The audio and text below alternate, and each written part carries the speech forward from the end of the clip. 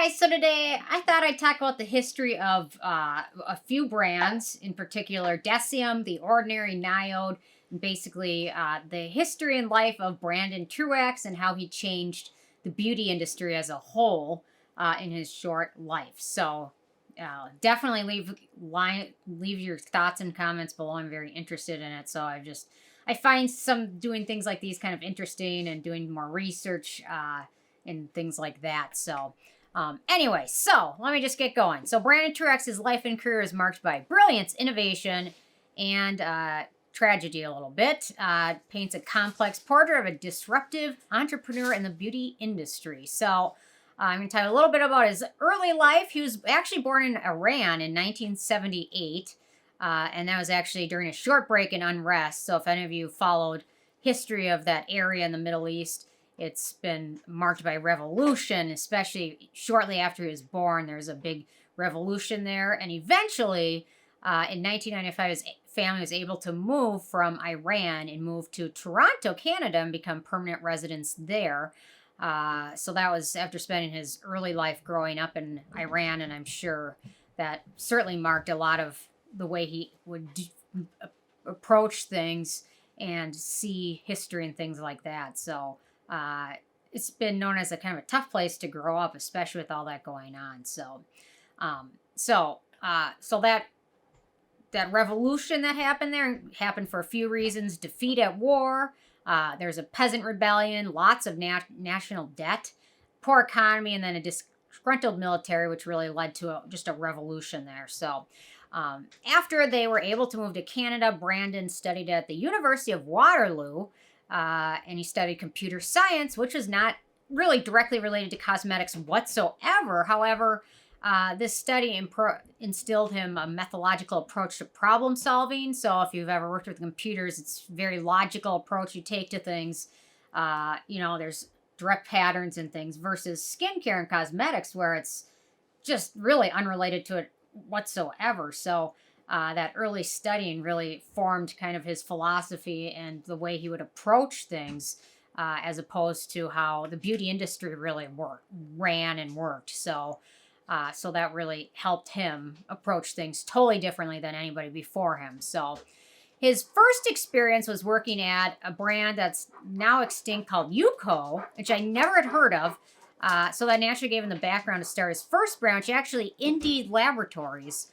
I've got several Indeed Laboratories products, and I had no idea that he was the founder of that. No idea. And his main desire there was to formulate a product which is called the Nano Blur. And he really focused on this, camouflaging imperfections so people would look better on HD cameras, which were kind of, at the time, new. Not so much now. But that was back in the early 2000s. And in 2011, he decided to leave the brand that he founded, even so much as to sign a non-compete clause after he left. So that non-compete clause kind of handcuffed him from being able to do a lot in the meantime. So left the brand he started and made popular and had some time on his hands to start something else. So after he signed that, he was sidelined until 2013. And there's rumors he didn't leave Indeed on the best of terms. It wouldn't surprise me, knowing what I know about him. He was a disruptor in the industry as a whole and kind of disruptive in a way. But anyway, so these experiences really introduced him into the complexities of the skincare industry and gave him understanding of market needs, industry gaps, things like that. So it was really a chance for him to focus on innovation and quality, which became the hallmarks of kind of a short career. So Indeed is still sold in manufacturing as of today, as of this recording. So it's interesting. It's not a small brand, I will say that. They've got a lot of stuff. They're sold at Ulta in the US, and I've tried lots of their products, and a lot of them are really nice. Some of them I don't love so much, but some of them are overall pretty nice products. So, okay, so after that non-compete clause, he went and started Deciem, which is an umbrella brand that would, over the years, encompass more than 10 different brands. Some of those include, I guarantee you'll recognize most of these, Inhibit, which is like they'd make serums for like anti-hair growth. Grow Gorgeous, which is a hair care brand now sold at a lot of other stores. The Chemistry brand, Fountain, Hylamide, Niode, Abnormally, and then Hair is Fabric is just some of those brands. So Deciem was more of a vision than a company. So it was his vision for transparency, integrity, and innovation. So the company's tagline, the Abnormal Beauty Company, reflected its commitment to challenging industry norms. He was deeply involved in every aspect of the business, from product development all the way to marketing, instilling a culture of creativity and authenticity. So if you've watched Deciem throughout the years, if you've been into skincare for a while, you've watched it grow, you've watched these different brands show up and they'd be around for a while. Then I think as of this point, out of that list, I think Niode's left and Grow Gorgeous. I don't think anything else is left. And yeah, so Chemistry, Hylamide, they've all been gone. So okay, so after he got that started, he found some success. He made the biggest launch after that, which was in 2016 when he launched the Ordinary. And he launched it with an initial lineup of 27 products, which is pretty darn impressive to launch something with 27 products. That's amazing to be able to get that many products all ready to go at the same time and launch, especially how he was kind of doing it without a huge funding force, with the exception of what he had and to start with. So that was kind of an interesting startup. So by offering high quality, scientifically proven ingredients at affordable prices, the Ordinary, they kind of made skincare accessible to broader audiences. This approach really disrupted established pricing models and encouraged consumer education, empowering users to make informed choices about what skincare products they purchase and use. So after the success of the Ordinary, this kind of happened without a lot of people knowing, and I didn't even realize it at the time.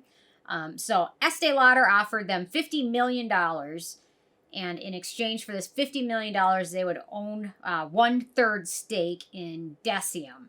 So this kind of happened without a lot of people really knowing about it until a little bit later. So Estee Lauder was able to do that, and Brandt accepted it because it would help them with increased product demand, challenges keeping inventory of stock. If you remember the Ordinary back in those days, everything was almost always sold out. And you know what? There's some brands that use that as a marketing strategy, like, hey, you better buy it now or it's going to be gone forever. They weren't doing it that way. They legitimately were having stock issues because it was selling so fast, probably because of the prices and because of how new it was. So the Ordinary started out as an online-only brand, but by 2018, it was being sold at over 42 different stores. So within just 2 years of starting it, being sold at 42 stores is amazing. So without the help of an investor, the Ordinary's inventory couldn't keep up with the demand. So at the height of its success, Deciem was selling more than one product for every single second of the day. Pretty amazing. Every single second. So what is there, 60 seconds in a minute? And how many seconds are there in a day? A lot. So after the beginning of that success, Brandon's personal life was highlighted a lot by certain social media sites such as like Instagram. He shared personal and professional updates on his Instagram. He had great candor and built a loyal community of followers, which also ended up leading to public scrutiny, especially as his Instagram posts became more and more erratic. When I was researching this, I went back and read some of those older posts because they haven't been deleted. I think when somebody dies, their social media life is still kind of out there for forever. So going back and reading some of those was a little bit jarring almost, like sad, because I don't think that's the person that really was commenting on some of those, because some of the comments were kind of nasty, but I think the behavior and things were not from a solid mindset, and perhaps might have included some drugs as well, or just mental illness. So his closest employee at Deciem, Nicole Kilner, during this time with these posts and craziness and things like that. Nicole stated, if you didn't get fired in 2018, you didn't really live at Deciem in 2018. Because he would fire her. If you remember any of this, he'd fire her, then she'd be back, then he'd fire this person, and then it was erratic. It was moodiness. So that Kilner, she was fired and rehired twice in 2018. She, as well as others, speculated there's drug use involved, as well as mental illness involved with these mood changes, but none of that was ever really confirmed, so I can't say it, but to me it does look like there's probably some drug use, or maybe it was mental illness, or maybe a combination of the two, because sometimes they go hand in hand. So his mood became so unpredictable, and his actions on social media became so egregious that Estee Lauder stepped in to protect the brand, because when they own 1/3, they have a valid, huge concern and interest in the company. So they were able to go in and protect their $50 million investment. So he was ousted as the CEO, and they brought in Nicole Kilner in that position. And even when, as far as restraining orders being issued against Truaxe and certain employees of Estee Lauder, because it got really nasty. So kind of a sad decline there. And eventually, the day Brandon passed away, he made 4 last online posts. They were videos of him alone in his penthouse in Toronto's Distillery District. And even he accidentally published his address out there. I remember reading them, like, that's not good if he's publishing his address. Several commenters online expressed concern. They expressed concern because he was drinking in some of those last videos. They could see him drinking tequila, and even a commenter wrote, "Be safe." So eventually in January of 2019, after increasing erratic behavior, he was found deceased on the street of his 32-floor condo building in Toronto. He fell, or we're not really sure. He was only 40 years old, and his death was eventually ruled accidental. I was looking for some toxicology reports or an autopsy. I couldn't find anything. Looks like the Toronto Police Department never released or confirmed anything other than to say there was no foul play. So we don't know. Was it a suicide? Was it an accident? Was it something else? I mean, I guess they're saying there's no foul play, but I remember the day he passed away, and some were saying Estee Lauder had a lot of money on the line, so who knows? I mean, Toronto's basically saying there's no foul play, so that's basically saying he wasn't killed. And it does look like it was some sort of accident. So I will say he had a lasting legacy on the beauty world, and it's evident in many different things. So his legacy, his continued success, and the enduring popularity of The Ordinary, even after his passing away, has really left a testament to his belief in quality, affordability, and they're still making new products even to this day, even to this recent last couple weeks. So his story is really a narrative of innovation and vulnerability, and really illustrating the human behind the entrepreneur and the mark he left on the world as a whole, especially the beauty industry. So there's been a lot of different changes that have made in the industry since The Ordinary's launch. So he really has fundamentally changed it for, I think, in my opinion, the better. So there's been several different key innovations and philosophies that he shared that have really disrupted business as usual, as well as customer expectations. So the first one is transparency in ingredients and pricing. If you look at some of the earliest Ordinary products, I think some of them around $6, $5. That is unheard of. Even to this day, $5 for a product is pretty impressive. And there's still a handful of products that are right around there. A lot of them have climbed since some of the pandemic and things like that. So direct communication with customers. He was very approachable and transparent on social media. He really liked to speak directly to customers and share insights on The Ordinary, what's going on, explain product formulations. And he really took that over and did a very good job up until things became erratic. He also really simplified skincare. They made it science-based but accessible and affordable to a lot of people. They've simplified product line to focus on single ingredient formulations. Some people may love it, some people may not, but overall, it really makes customers enabled to tailor their skincare needs and their routine and make it a little bit easier. And sometimes maybe certain multi products and kind of cater your own routine and make almost your own kind of routine with it. So, he's really innovative in his product development. His background in computer science and his analytical mindset translated a unique approach for product development and really a research-driven process focusing on high-quality ingredients and formulations. And then really challenging industry norms.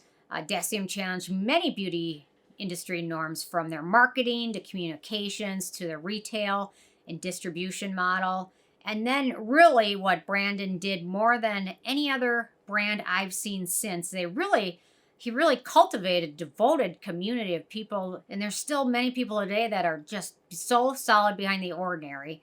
And he really helped bring that and really cultivated a community of followers, and they felt connected to a brand in any way that they hadn't before, that went beyond typical consumer loyalty. So it really fostered just a huge group of people. And if you look at The Ordinary at its height, how many people just absolutely love it and continue to praise The Ordinary. It's still pretty strong to this day. So, and last but not least, I will say imitation is the most sincere form of flattery.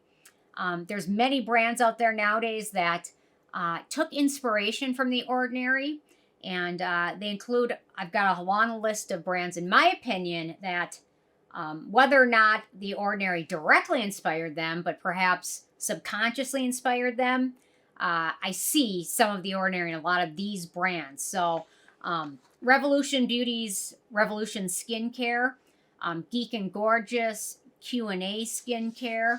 I'll say Geek and Gorgeous because they have several, like one note, like they've got their vitamin B niacinamide serum, they've got their vitamin C serum, they've got their APAD serum. So it's kind of like the one note thing where you can kind of curtail your own routine. Q&A Skincare, very similar. Be Minimalist, another very affordable. And if you look at the packaging and marketing of the brand, it's hard not to see The Ordinary in Be Minimalist or Minimalist Skincare. The Inky List, one of the earliest kind of brands that imitated The Ordinary, and still one of them, probably on this list, probably the most successful. Face Theory, a little bit, we're getting a little bit away from it, but still similar in a lot of ways.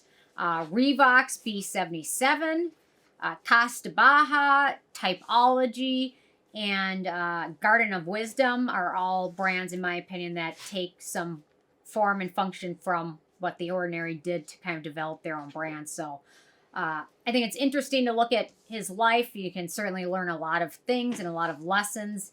And it's really sad to see what might have happened had he lived. I mean, he only lived to 40 and he did so much.